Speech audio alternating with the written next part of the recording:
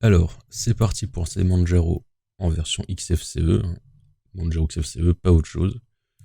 Je démarre, j'envoie la machine virtuelle, et voilà. Alors, à partir d'ici, donc là je peux bouger avec le clavier. Pour la time zone, on n'est pas en UTC, donc on va bien préciser qu'on est en Europe. Et moi, en tout cas, ma ville, enfin, ma time zone, c'est celle sur Paris. La Ketable, alors comme je suis en AZERTY, je vais chercher Ketable égale FR. Langue, alors moi je garde anglais parce que j'aime bien avoir mon jeu de langue et de caractère en anglais. Driver, on va laisser free et on boot Manjaro XFCE.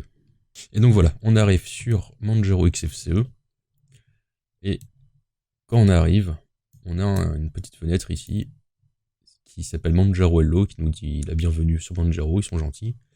Mais on a surtout un petit bouton ici, Launch Installer. Donc on va pouvoir l'installer. Donc XFCE, comme vous le voyez, c'est l'interface graphique. Donc il y a un bureau, et là il y a des icônes. Là, voilà, il y a un petit menu où on peut aller chercher des logiciels, etc., voir comment c'est foutu. Mais là, on va juste faire l'installation. On verra après pour l'affichage comment fonctionne XFCE. Donc, moi, j'ai dit que je voulais en anglais. Donc, je vais mettre sur American English. Voilà. Europe Paris, ça c'est bon. Le langage système sera sur anglais, c'est ce que je veux. Les dates, par contre, seront celles sur la France, sur la zone française. Ok, c'est bon, ça me va. Maintenant, le clavier. Alors, le clavier, comme j'ai dit, j'ai un truc AZERTY. J'ai un clavier AZERTY, donc je vais sur French. Et je sais que moi, c'est French alternative. Voilà, donc là, vous avez à chaque fois le petit K-map du clavier qui s'affiche en haut. Vous regardez si ça correspond à ce que vous avez en parcourant, et puis voilà. Et vous pouvez ici tester votre clavier, voir si ça fait. Je retrouve l'alternative. Si ça fait ce que vous voulez. Voilà. Donc là, si je tape AZERTY, je suis content, ça tape AZERTY. Les chiffres fonctionnent. Et ça fonctionne aussi, c'est bon. Donc je vais sur Next. Et alors là, on va vraiment faire au plus simple. Donc on va dire qu'on efface le disque. On va pas demander de swap. La swap, c'est une sorte de zone mémoire disque dur qui sert de mémoire vive quand la mémoire vive est complètement occupée. On va pas en avoir spécialement besoin. Ça, c'est plutôt quand vous êtes sur des vraies machines ou des PC portables. Là, pour une machine virtuelle, rien à carrer. On n'en chiffre pas le système, donc voilà, on continue. On fait vraiment au plus simple. Donc là, ça demande des informations. Donc, quel est votre nom? Quel est le login que vous voulez utiliser pour vous connecter? Le nom de la machine. Donc, moi, je vais l'appeler formation. Le mot de passe. Là, c'est votre mot de passe à vous. Dans un monde idéal, vous mettez un super long mot de passe, mais comme moi je suis un enfoiré, bah, je fais au plus simple. Je vais pas dire de me loguer automatiquement. Et pour le mot de passe administrateur, là par contre, vous mettez autre chose. Et encore une fois, comme je suis un énorme foiré, je mets même un truc avec moins de caractères que mon mot de passe à moi. En termes de sécurité, on est à un niveau exceptionnellement bas. Tout ce qu'on aime. Là, c'est pour ce que vous voulez pour faire des documents. Donc, il y a LibreOffice, FreeOffice. Moi, j'en veux pas, je m'en fiche. Là, c'est un petit résumé. Donc, ça sera sur Europe Paris pour la time zone. Le langage, ça sera en anglais, blablabla. Bon, c'est un petit résumé de tout ce qu'on vient de faire. Moi, je dis install now.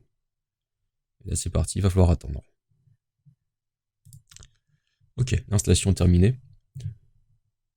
Donc, ça dit qu'on peut restart now. Donc, je clique restart, done.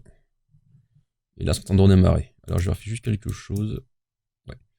Là, dans lecteur optique, vous faites éjecter le disque dur virtuel. Ouais, vous faites éjection forcée, on s'en fiche. Parce que là, en fait, ce qu'il fait, c'est qu'il redémarre sur le disque d'installation, le fichier ISO. Nous, on veut pas ça. Donc, vous revenez ici dans machine, vous faites redémarrage.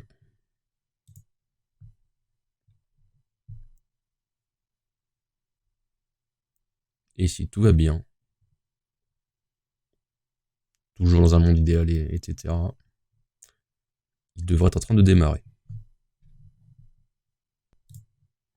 Et ben voilà, il vient de démarrer. Donc là, j'ai mon nom d'utilisateur, je rentre mon mot de passe.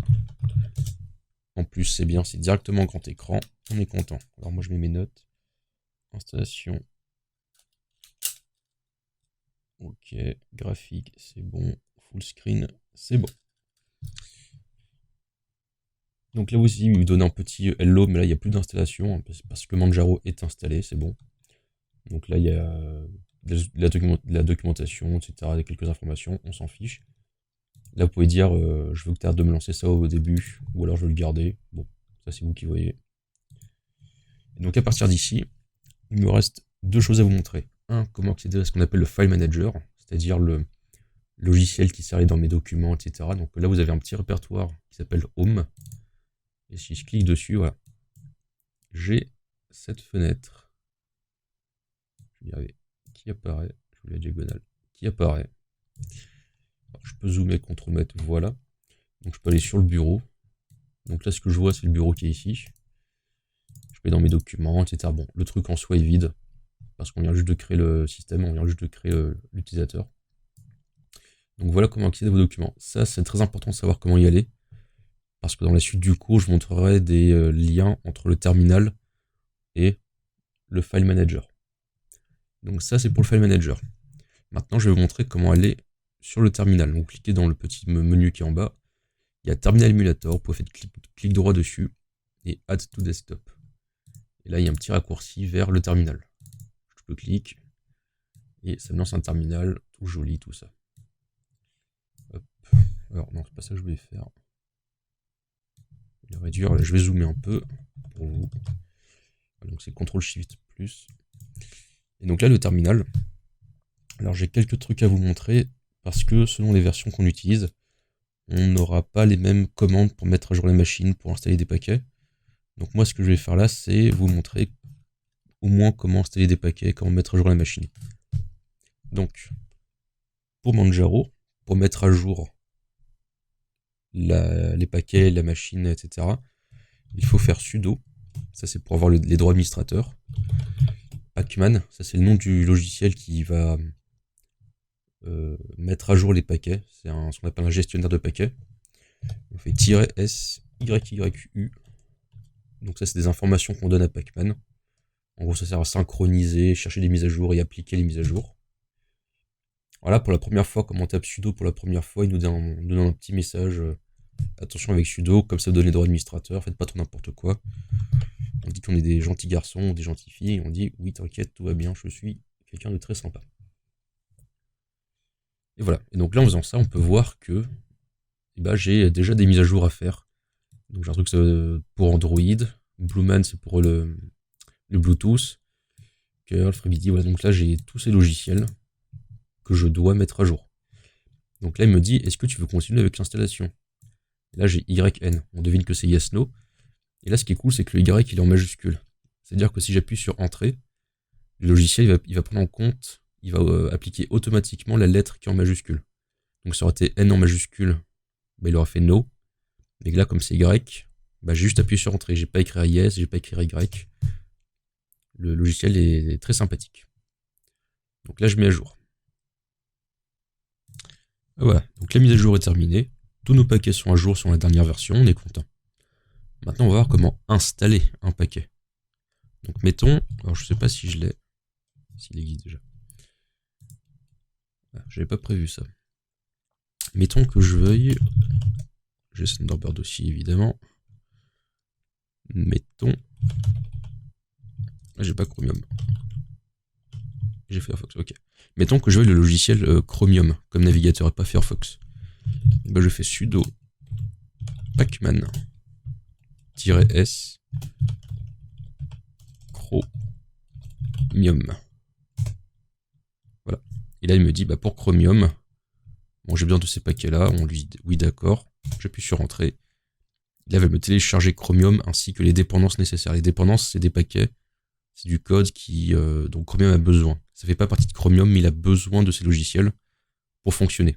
Sachant que ces dépendances peuvent fonctionner, peuvent être des dépendances pour d'autres logiciels. Donc j'ai installé Chromium. Et maintenant,